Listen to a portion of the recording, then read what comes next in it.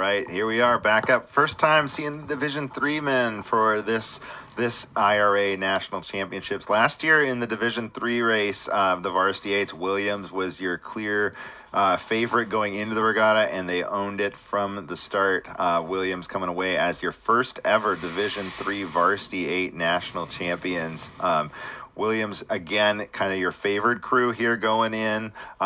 We should have some good racing. This is going to be 3 boats to go through, advancing to the final, remainder going to the B final. But we've got Bates over in lane number 3, Williams right next to them with that purple bow there in lane number 4, Trinity in 5, and Adrian in lane number 6. Yeah, so Williams has earned the top seed based on their season performance and their victory at the NIRC Regatta, the National Invitational Rowing Championships held in New England earlier this year. And they really showed that they have earned the top seed. We'll see what comes of it. We've got 2 heats of the Division III with 3 to advance to the A final, and the remainder go to the B final. Yeah, and Williams at that New England's, the race results they were significantly ahead of Holy Cross, who was in that second place position. Holy Cross competing not in the Division III now, but Wesleyan was the 3rd place. So the top other Division III program was Wesleyan, and they were about just over 6 seconds clear of them. So Williams looking to be the Eafs here, your favorites going into this one as we get this heat started. We're just setting up at the start here. Crews are nice and relaxed. Again, we talked about just the conditions here, phenomenal. You can see just the crews are barely having to adjust and tap around the coxswains.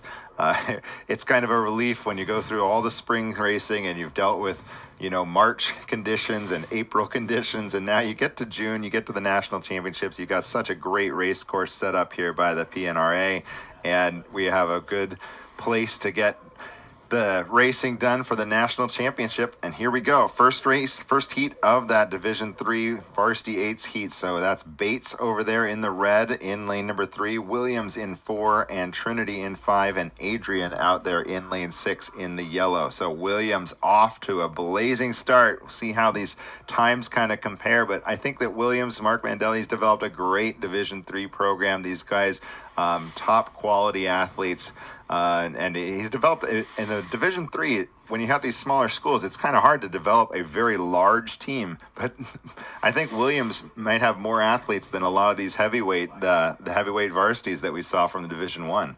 Williams has a tremendous tradition in rowing, and Mark has a tradition of winning everywhere he's been. So this is Coach Mandel doing it again, first at Gonzaga High School and now here at Williams.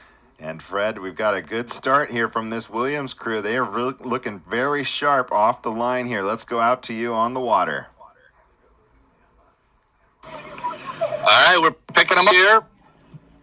It's a very tight field. As you said, Bates, Williams, Trinity, and Adrian. They move back into it here, closest to the recording boat. And it's Williams trying to battle out with Trinity, but Williams out front.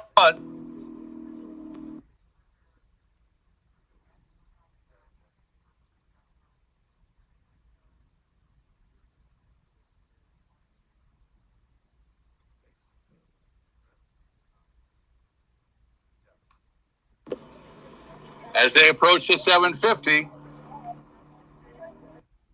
Williams with a length up on Trinity and Bates.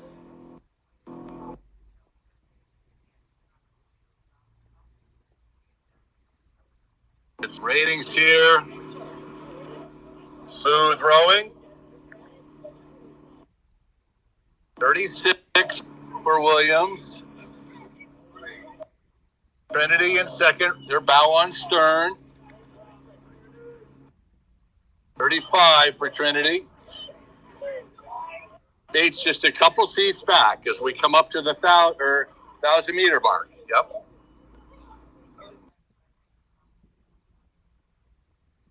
Three of these crews right into the A final.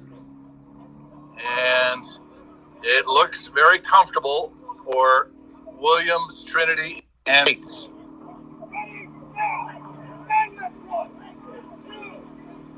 Bates now taking a push. You can hear their coxswain counting out the strokes, 37 and a half. But Trinity is answering that call and not letting them get anything back. Very tight. Both those crews came up a little bit on Williams. Williams 37. Williams had open water, and now it's closed. Trinity bow on stern of Williams, and Bates right there.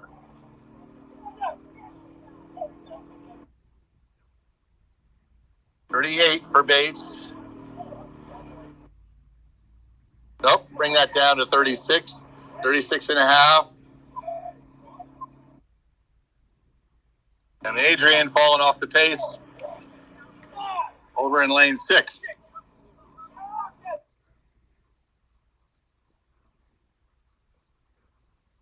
Williams holding on. Trinity coming up on them just a bit, but still very much in control as we turn it back to the tower with Williams in front. Trinity and Bates at the 1,000 were on top of each other. Well, here we go. We got Williams right out there in front. Just get that kind of that same position that we've seen the top seeds from the lightweights and heavyweights earlier. They've got a good place that they're just staying out in front of these other two crews. But we've got a good race developing here between Bates and Trinity there, just to the sides of Williams. So it was at the 1,000-meter mark, it was those two crews were just barely less than a half a second separating Trinity and Bates, and now it's just maybe moved to just a little bit more room at the 1,500, but Bates seems to be moving back in here as we get through the last, or into the last 500 meters of the race here. So both Bates and Trinity showing quite a bit of their mettle in this race, staying right with Williams. Williams obviously maybe off the pedal a little bit, but neither one of these crews want to relinquish second. I think they want to be in a good lane for the final, be right next to Williams and really test themselves.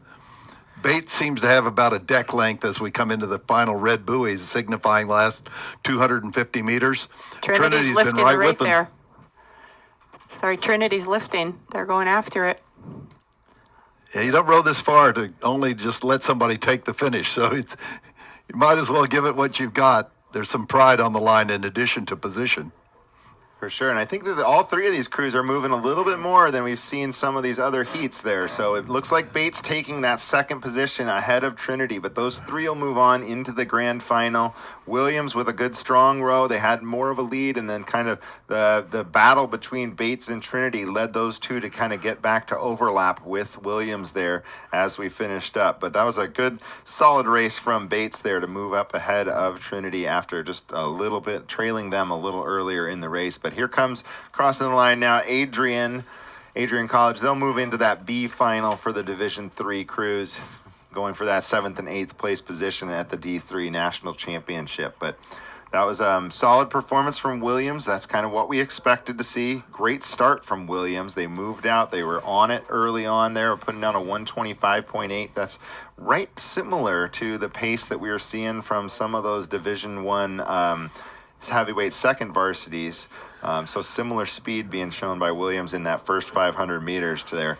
But then Bates kind of catching Trinity at the line there. Bates was trailing going at that 1,500 meter mark and made a good push there. Solid performance by Bates here as we take a look at the finish. You can see just Bates ended up about a deck, maybe a little less than a deck crossing the line there. So well, this showing. Is, Steve, this is kind of a new experience for the Division III men, because while their women have been racing at the NCAA championships for a number of years for a Division III title, and all of these crews are pretty much fielding a women's team that has been used to racing for titles. This is kind of new for Division III men. They're kind of following the the lead of the women in this case, although all of these programs are very well-established programs. I'm sure all three of the coaches in that first heat are very proud of the performances. They get used to kind of extending their season and doing something to keep their athletes around perhaps for a little bit longer to race for a real title, a national championship.